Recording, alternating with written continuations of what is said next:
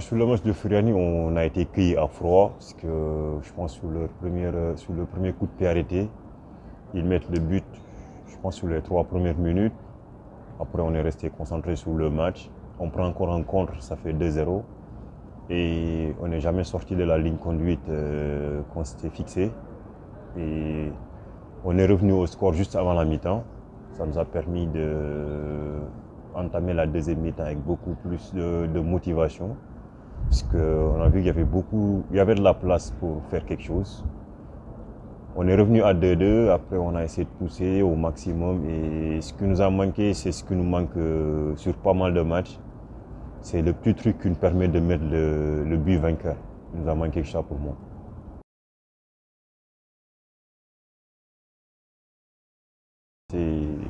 C'est pas la même chose que ce que j'ai connu avant, c'est quelque chose de nouveau, c'est quelque chose où j'apprends à m'adapter par rapport à beaucoup de situations.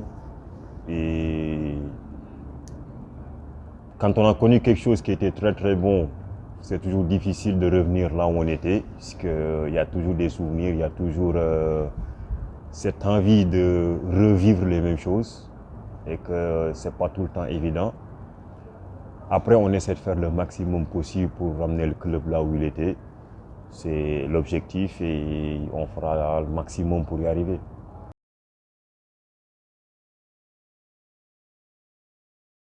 Je dirais que ouais, j'ai la confiance du coach. Je peux servir de relais sur le terrain, je peux servir à pas mal de choses sur le terrain et j'essaie d'aider l'équipe au maximum possible. Et quitte à faire des sacrifices personnels par rapport à des performances personnelles ou quoi que ce soit, je pense plus au collectif et ce que je peux apporter au groupe.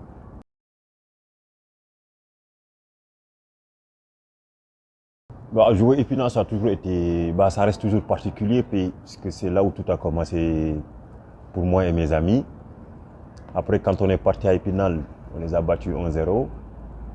Ils l'auront à travers de la gorge, parce que je connais le coach, je le connais très très bien. Il va venir ici en espérant gagner le match. Après, ça restera un match de foot. Ce sont des amis, c'est des personnes que je connais, que ce soit le staff et certains joueurs.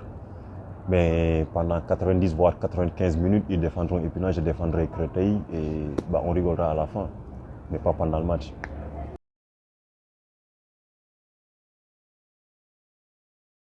Ça, il n'y a même pas besoin de poser la question. Si tu perds contre Épinal et que tu es à 12 points d'Épinal, c'est fini. Donc il n'y a même pas à chercher de midi à 14 heures. À part la victoire, il n'y a pas d'autre possibilité. C'est la seule chose qui est possible, qui est envisageable en fait. C'est que tu ne peux pas espérer même faire match nul. Parce qu'après derrière, il reste 7 matchs. Donc avec 12 points et il reste 7 matchs, je dirais que c'est quasi mort. Alors que si tu arrives à revenir à 6 points, jusqu'à présent, tu es dans la course. Donc je pense qu'on va entamer la semaine en se disant dans la tête que ce match-là, il faut aller chercher le truc qui nous manque depuis un moment. Et peut-être que si on arrive à le faire contre Épinal, ça pourra faire un déclic qui nous permettra d'enchaîner derrière. Parce que c'est ce qui nous manque pour le moment.